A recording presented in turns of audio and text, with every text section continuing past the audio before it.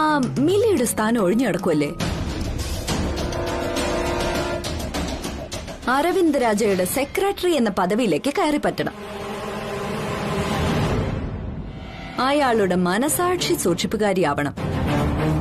ശമ്പളത്തില് കൃത്യമായ വ്യത്യാസം ഉണ്ടാവും.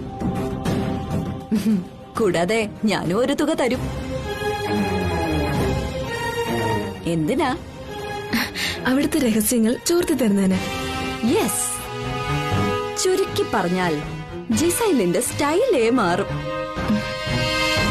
പക്ഷേ എനിക്ക് പ്രൊമോഷൻ തരാൻ സാറിന് തോന്നണ്ടേ? എനിക്ക് നേരിട്ട് പറയാൻ പറ്റില്ലല്ലോ എന്നെ സാറിന്റെ സെക്രട്ടറി ആക്കണമെന്ന്. അതിനൊരു വഴിയുണ്ട്. മീര. മീര മേഡോ? ചില വീടുകളിൽ അടുക്കള വഴിയായി എളുപ്പത്തിൽ കയറിപ്പറ്റാൻ കഴിയാം. മീരയിലൂടെ രാജയിലേക്ക് എത്തുക. അതെങ്ങനെ വേണമെന്ന് ഞാൻ പറഞ്ഞുതരാം.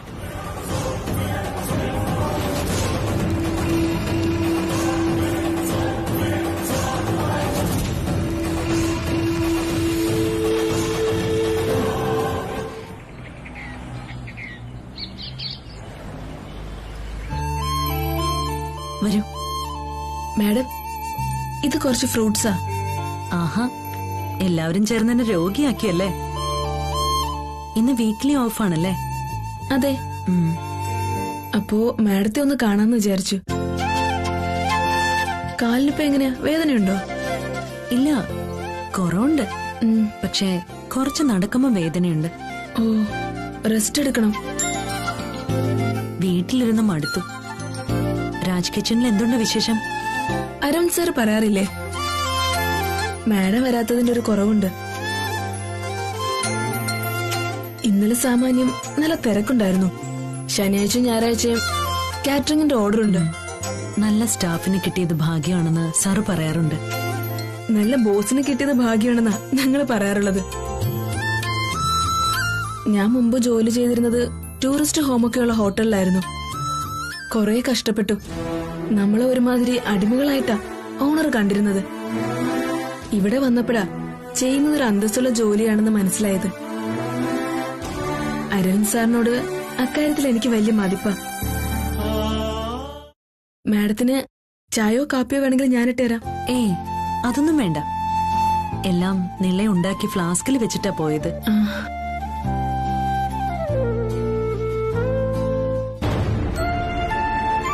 ജിസൈലിന് ജോലിയിൽ പരാതിയൊന്നുമില്ലല്ലോ അല്ലേ? ഉണ്ടെങ്കിൽ പറയണോ കേട്ടോ. ഞാൻ ഹാപ്പിയാണ്. രാജ് കിച്ചണിലെ ജോലിക്ക് എന്ത് പരാതി പറയാനാ? പക്ഷേ ഒരു വിഷമമുണ്ട്. പറയുന്നത് കൊണ്ട് ഒന്നും തോന്നരുത്. പറഞ്ഞോളൂ. റെസ്റ്റോറന്റിലെ ജോലി ഞാൻ എൻജോയ് ചെയ്യുന്നുണ്ട്. കസ്റ്റമേഴ്സിന് നമ്മൾ തന്നെ വിളമ്പിക്കൊടുക്കുന്നത് ഒരു സന്തോഷമാണ്. എന്നാലും ഇത്രയും നാളായിട്ട് ഒരേ ജോലി. വീട്ടിലും ഈ ഇടയായിട്ട് ചോദിച്ചു, നീ ഇപ്പോഴും സപ്ലയർ ആണോടീന്ന്.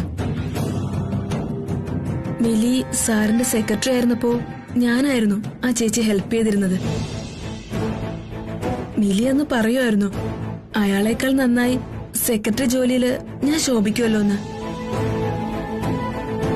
ഇപ്പോഴാണെങ്കില് സാറിന്റെ പഴയ സെക്രട്ടറി പോസ്റ്റ് ഒഴിഞ്ഞു കിടക്കുമല്ലേ. എനിക്കങ്ങോട്ട് പ്രമോഷൻ കിട്ടിയ ആത്മാർത്ഥമായിട്ട് ജോലി ചെയ്യും. അതിപ്പോഴും അങ്ങനെ തന്നെയാണല്ലോ. പിന്നെ വീട്ടിലും ചില സാമ്പത്തിക ബുദ്ധിമുട്ടുകളുണ്ട്. സെക്രട്ടറി ആവുമ്പോ കുറെ കൂടി നല്ല ശമ്പളം കിട്ടുമല്ലോ. റെസ്റ്റോറന്റിൽ ഞാൻ മാഡത്തിന്റെ ആളായി നിന്നോളാം. എന്തുണ്ടെങ്കിലും പേഴ്സണലായി ഞാൻ ഇവിടെ ഒന്ന് അറിയിക്കാം.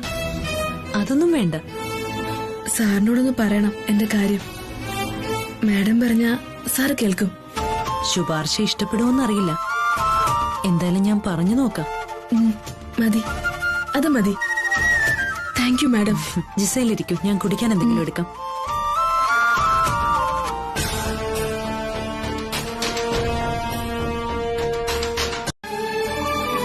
അവരാരെങ്കിലും കഴിക്കുന്നേ കഴിച്ചോട്ടെന്ന് വെച്ചു. അച്ഛനോ നിളയോ എങ്ങാനോ എടുത്താ പ്രശ്നമാവോ? പ്രശ്നോ? അല്ല, രാജ് കിച്ചണിലെ സമൂസയല്ലേ, അതിന് ചെറിയൊരു അസുഖമുണ്ട് കേട്ടോ. അറിയാതെ ചില കുറിപ്പുകളൊക്കെ അതിനകത്ത് കയറി പറ്റാറുണ്ടല്ലോ. ഇഷ്ടമാണ്, 100 വട്ടമാണ്, കഷ്ടമാണ് എന്നൊക്കെ എഴുതിയ ചില പേപ്പർ കഷ്ണങ്ങൾ അതിനകത്ത് കാണാറുണ്ടല്ലോ. എവിടുന്ന് വരുന്നു ഇതൊക്കെയെന്ന് അറിയില്ല. കുട്ടിച്ചാത്തം വയ്ക്കുന്നതായിരിക്കും. അതെ അതെ, കുട്ടിച്ചാത്തനെ താടിയുണ്ടോന്നൊരു സംശയമുണ്ട്. താടിയുള്ള കുട്ടിച്ചാത്തിന് വെള്ളാരം കണ്ണുകളും ഉള്ളതായും ശ്രുതിയുണ്ട്. ആ ചാത്തന്റെ പേരറിയോ? രാജു എന്നാണെന്ന് തോന്നുന്നു. ഒന്നുകൂടെ പറഞ്ഞേ. ഇന്ന് ഞാൻ ഉണ്ടാക്കിയത് നിഷ്കളങ്കരായ സമൂസകളെയാണ്.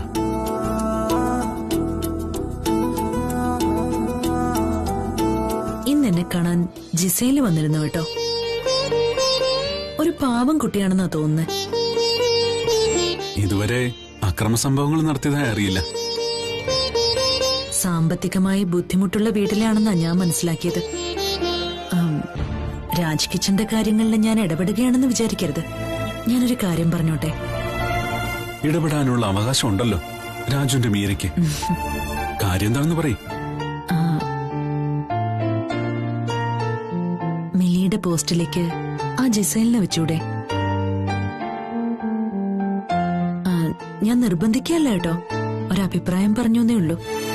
സത്യത്തിൽ എനിക്കവിടെ ഒരു PS ആവശ്യമില്ല. ഉണ്ടെങ്കിൽ കുഴപ്പമില്ല താനും. ജിസേല് കുഴപ്പക്കാരിയല്ല, സിൻസിയറാ. കുറച്ച് ശമ്പളം കൂടി കിട്ടിയാ ആ കുട്ടിക്ക് അതൊരു സഹായം ആയേക്കും. ശരി, നമുക്ക് ആലോചിക്കാം. മുത്തശ്ശന്റെ റൂമിലാണല്ലോ, ഫോൺ കൊണ്ടുപോയിട്ടില്ല. ഒന്നും പറയാത്ത രാവിലെ ഇത് എവിടെ പോയി? ഇനി മീരയോട് എന്തെങ്കിലും സൂചിപ്പിച്ചു കാണോ? ഞാനും ചോദിക്കട്ടെ. സാറേ, സാർ,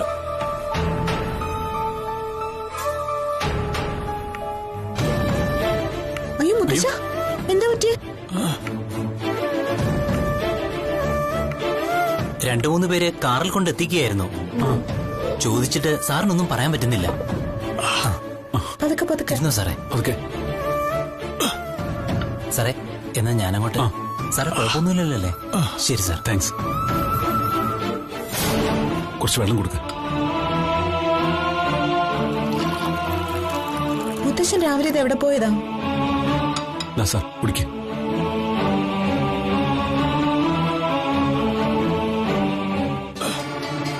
തിരുവല്ലത്ത് പരശുരാമ ക്ഷേത്രത്തിൽ പോയതാ. മുകുന്ദന്റെ പേരിൽ തിലഹോമം നടത്തണമായിരുന്നു. പരേതാത്മാക്കൾക്ക് ഗതി കിട്ടാൻ വേണ്ടിയാ തിലഹോമം നടത്തുന്നത്.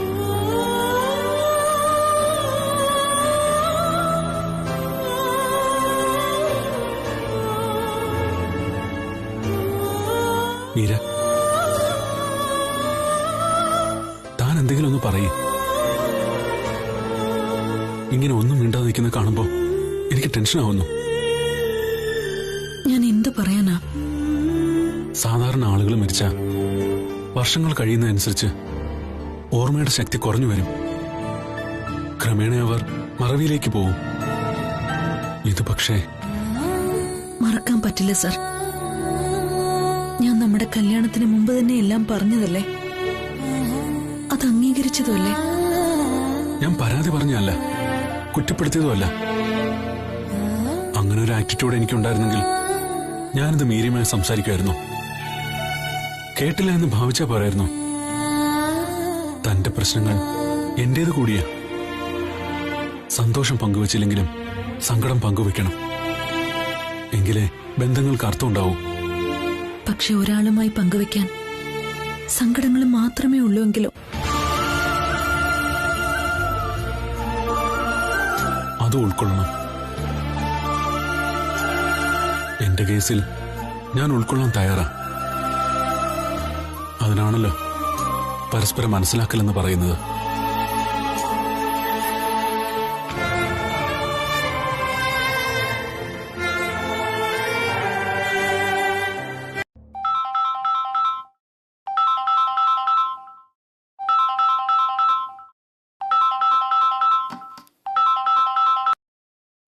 ഉദേട്ടാ, എന്തൊക്കെയുണ്ട് വിശേഷം? ഞാനേ ഉദേട്ടന്റെ കാര്യം ഇപ്പൊ ഓർത്തേ ഉള്ളൂ. അപ്പോഴേക്കും വിളിച്ചേക്കുന്നു. എന്റെ കാര്യം ഇപ്പൊ ഓർക്കാൻ എന്താ? ഇലക്ട്രിസിറ്റി ബില്ലോ വാട്ടർ ബില്ലോ വല്ലതും വന്നോ? ഈ ഉദേട്ടന്റെ ഒരു തമാശ. ഇവിടെ കുറച്ച് ചക്കപ്പഴം കിട്ടി വരിക്കുക.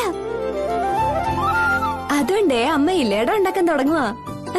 അപ്പഴാ ഞാൻ ഉദേട്ടന്റെ കാര്യം ഓർത്തെ. ഉദേട്ടന് ചക്കപ്പഴം കൊണ്ടുള്ള ഇലയുടെ വലിയ ഇഷ്ടാണല്ലോ. കേട്ടപ്പോഴേ നാവിൽ വെള്ളം ഊർന്നു. ഒരു കാര്യം ചെയ്, എന്റെ ഇലയുടെ കൂടി നീ കഴിക്കേ. ആണോ? അതിന്റെ ചെറിയൊരു പങ്ക് നിന്റെ ഉള്ളിലുള്ള നമ്മുടെ കുഞ്ഞിനും കിട്ടില്ലേ? അതോടെ ഞാൻ ഹാപ്പി ആവും. അതിനേത് കുഞ്ഞ്? ആ പിന്നെ നാളത്തെ ദിവസത്തിന്റെ പ്രത്യേകത എന്താണെന്നറിയോ? നാളെ പ്രത്യേകത എന്തുവാ? ഒന്ന് ഓർത്തു നോക്ക്, അല്ലെങ്കിൽ അമ്മയോട് ചോദിക്കേ. നാളെ എന്തുവാ? അമ്മേ, അമ്മ നീ വന്നേ. ദേ ഉദേട്ടനെ ഫോണില്.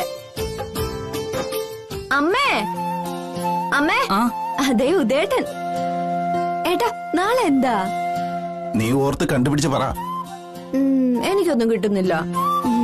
എന്താ അവൻ പറയുന്നേ? ദേ അമ്മ വന്നു, ഞാൻ കൊടുക്കാം. ആ മോനെ. അമ്മ ഇലയുടെ ഉണ്ടാക്കാന്ന് വിമല പറഞ്ഞു. അതെ അതെ, പക്ഷേ മഴ പെയ്തതുകൊണ്ടായിരിക്കും ചക്കപ്പഴത്തിന് രുചി പോരാ. ആ ഞാൻ വിളിച്ചതേ നാളത്തെ ദിവസത്തിന്റെ കാര്യം ഓർമ്മിപ്പിക്കാന്. വിമല അത് മറന്നുപോയി. അമ്മയ്ക്കറിയോ? നാളെ 18-ാം തീയതിയല്ലേ? ആ, വിമലയ്ക്ക് ചെക്കപ്പിന് ആശുപത്രി പോകേണ്ട ദിവസം നാളെയാ. അത് തന്നെ. അമ്മ അത് ഓർത്തു വെക്കുമെന്ന് എനിക്കറിയാം. ഞാൻ കലണ്ടറിൽ എഴുതി വെച്ചിട്ടുണ്ട്. പറഞ്ഞ തീയതി തന്നെ ഡോക്ടറെ കാണണം. നാളെ അപ്പോ അമ്മയും പോണം വിമലയുടെ കൂടെ ആശുപത്രിയില്. പോകാം മോനെ. ഫോണൊന്ന് അവളെ കൊടുത്തേ. ആ ദാ മോളെ.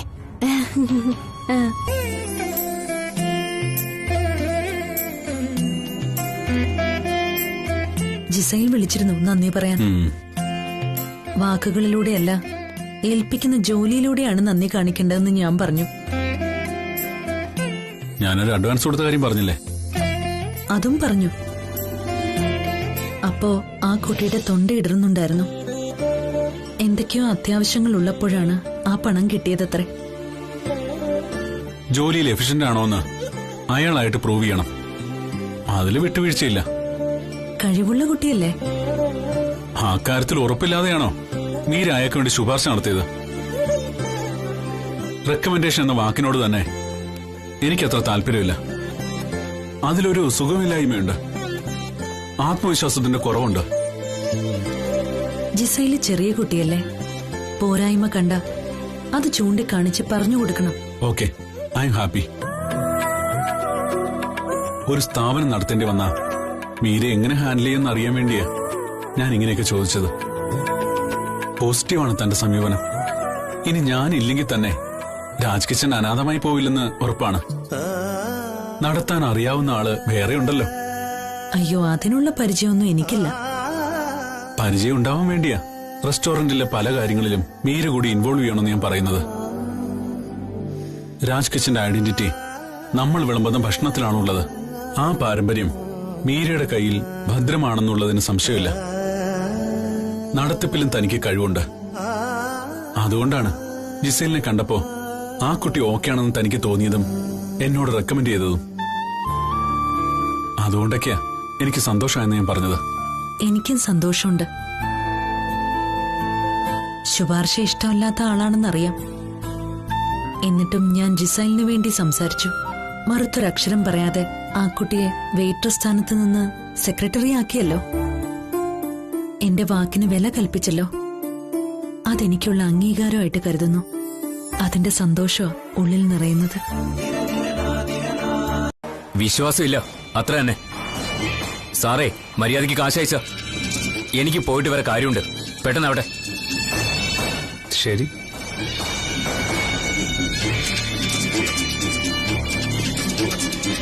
അയച്ചിട്ടുണ്ട്. 10,000? ഞാൻ 10,000 അല്ലല്ലോ ചോദിച്ചത്, 25 ചോദിച്ചത്. ബാക്കി 15. എന്റെ കയ്യിൽ ഇപ്പൊ എത്രയേ ഉള്ളൂ. അത് പറ്റില്ല. ബാക്കി കൂടി അയച്ചേ. സൗകര്യമില്ല. താനെന്തീ? കാശിട്ടിട്ട് വർത്തമാനം പറ. മനസ്സിലെന്നാ പറഞ്ഞത്. ബ്ലാക്ക് മെയിൽ ചെയ്യാനാണ് ഉദ്ദേശമെങ്കിൽ നടക്കില്ല. തന്നെ ഒരു കാര്യം ഏൽപ്പിച്ചിട്ട് അത് നടന്നോ? ആളെ കിഡ്നാപ്പ് ചെയ്തുകൊണ്ട് പോയി. കല്യാണം മുടക്കാനായിരുന്നു അത്. എന്നിട്ട് മുഹൂർത്തത്തിന് തൊട്ട് മുമ്പ് ഈസി ആയിട്ട് രക്ഷപ്പെട്ടു അയാള്. കല്യാണവും നടന്നു. എന്നിട്ട് പിന്നെയും പൈസ ചോദിച്ചുകൊണ്ട് വന്നിരിക്കുന്നു. ഇപ്പൊ 10,000 തന്നത് എന്റെ ഔദാര്യം. ഞാനേ എല്ലാ വിവരങ്ങളും നിങ്ങളുടെ വീട്ടിൽ അറിയിക്കും. അറിയിച്ചോ? ഒരു വഴക്കുണ്ടാവുമായിരിക്കും, പിന്നെ അതങ്ങ് സോൾവ് ആവും. അതുകൊണ്ട് ചുമ്മാ അങ്ങ് പേടിപ്പിക്കല്ലേ.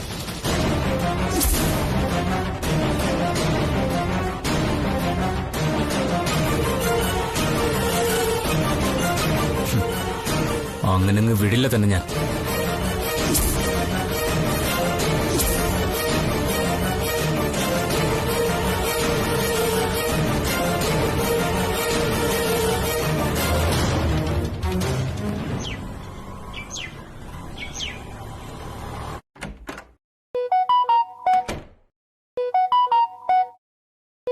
നിഖിലിന്റെ ഫോണിലേക്ക് സന്ദേശങ്ങളുടെ പ്രവാഹമാണല്ലോ.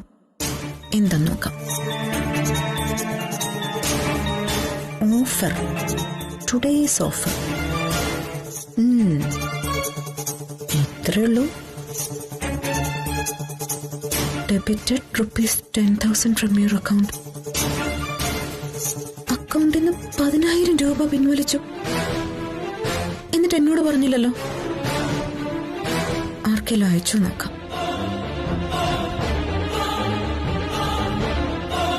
ആ 10,000 മറ്റൊരു അക്കൗണ്ടിലേക്ക് അയച്ചിരിക്കുന്നല്ലോ.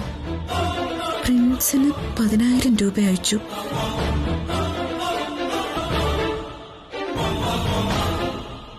ദാഹിച്ച വെള്ളം വേണമെങ്കിൽ നമ്മൾ എടുത്തു കുടിക്കണം. അതൊന്നും എടുത്തു തരാൻ പോലും ആളില്ലാതായിരിക്കുന്നു. വെള്ളം വേണോന്ന് പറയണ്ടേ?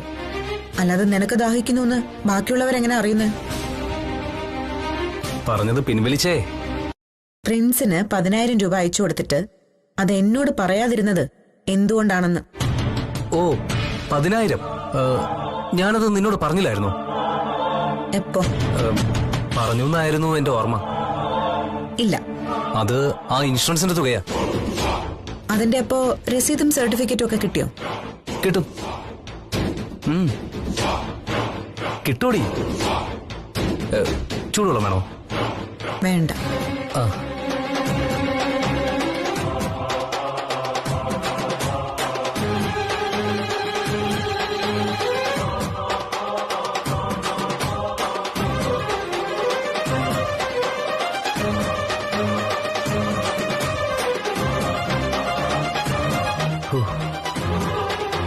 രക്ഷപ്പെട്ടു.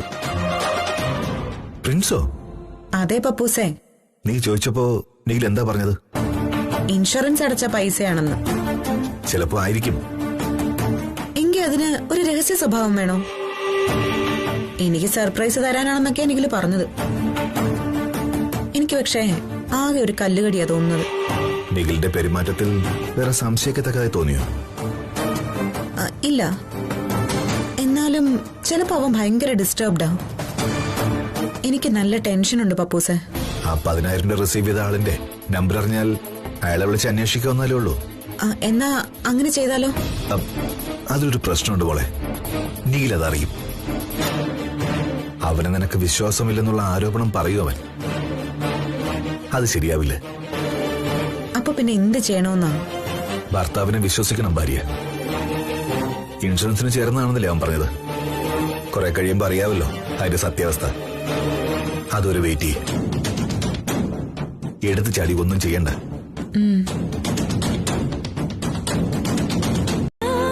വീണ്ടും വിളി വരാം. പക്ഷെ വീരാമ്മ ബലം പിടിച്ചിരിക്കണം. അല്ലെങ്കിൽ ഇങ്ങോട്ട് നോക്കേ, എന്റെ സ്വഭാവം മാറും കേട്ടല്ലോ.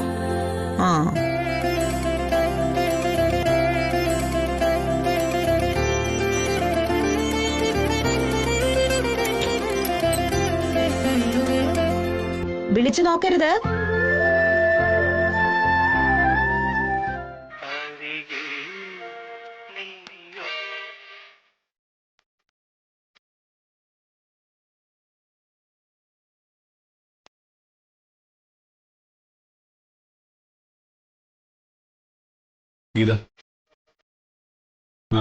ഇത് ഡ്യൂട്ടി സമയമാണെന്ന് അറിയില്ലേ?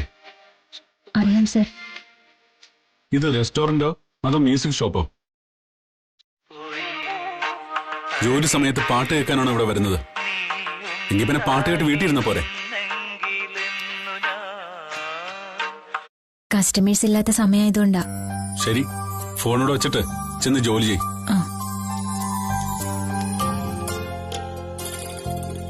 ഈ പാട്ട് എന്റെ ഫോണിലൊന്ന് ഡൗൺലോഡ് ചെയ്ത് തരാം.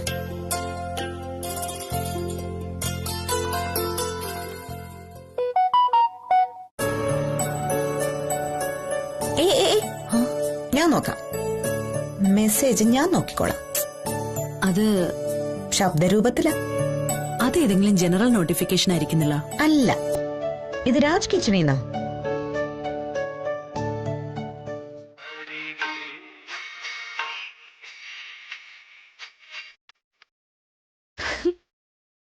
ഒരു മാത്ര വെറുതെ നിലച്ചുപോയി. കേൾക്കങ്ങോട്ട്.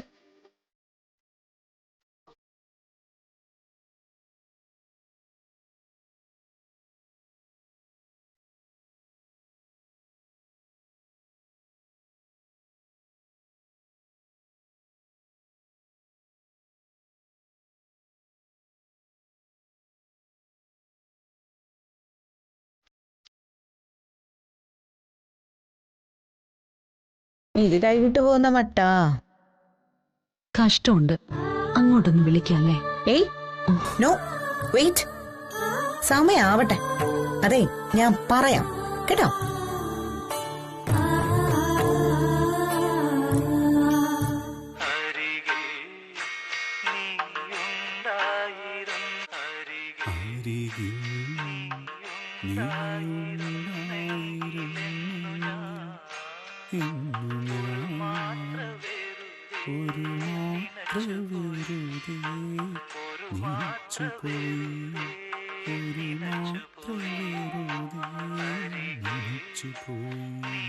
സാറും ഈ പാട്ട് ഡൗൺലോഡ് ചെയ്തോ? ഗീത കുറച്ചു മുമ്പ് ഈ പാട്ട് കേൾക്കുന്നുണ്ടല്ലോ. ഗീതയ്ക്ക് പ്രേമം വല്ലതുണ്ടോ? അയ്യോ അയ്യോ സാറേ, കുടുംബവും പ്രാരാബ്ദമായിട്ടൊക്കെ നടക്കുന്ന എനിക്കെങ്ങനെയാ പ്രേമിക്കാൻ കഴിയുക? പഠിക്കുന്ന സമയത്ത് കേട്ട പാട്ടാ സാറേ ഇത്. നല്ല സുഖമാ കേൾക്കാൻ. എന്തായാലും ഗീത ആ പാട്ട് കേട്ടത് കറക്റ്റ് സമയത്താ. ചെറിയ പിണക്കങ്ങൾ ജീവിതത്തിൽ ഉണ്ടാവുമ്പോ അത് മാറ്റാൻ ഇതിനപ്പുറം മറ്റൊന്നുമില്ല. സാറ് മീര മാഡവുമായി വഴക്കിട്ടാണോ വന്നത്? ഏയ്, അങ്ങനൊന്നുമില്ല. ഗീത കിച്ചണിലോട്ട് ചെന്നേ. ഇന്ന് ഉച്ചയ്ക്ക് റെസ്റ്റോറന്റിലെ നല്ല തിരക്കുണ്ടാവാനോ സാധ്യത. ചെല്.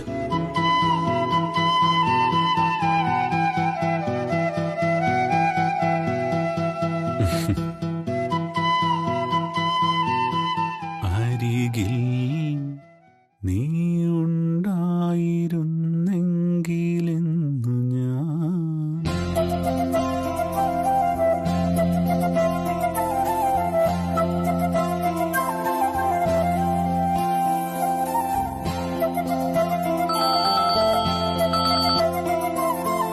ഹലോ, ജിസയിലല്ലേ? അതെ. ഞാൻ നിളയാണേ, മീരാമ്മയുടെ. നിളേച്ചി. ഇന്ന് ഡ്യൂട്ടി ഉള്ള ദിവസമല്ലേ? അതെ, ഞാൻ റെസ്റ്റോറന്റിലാ. അതെ, ജിസയിൽ എനിക്ക് ഒരു ഉപകാരം ചെയ്യണം, പറ്റുമോ? പിന്നെന്താ ചേച്ചി പറ. അമ്മേ 2-3 തവണ വിളിച്ചിട്ട് അരുൺ സാറ് ഫോൺ എടുത്തിട്ടില്ല.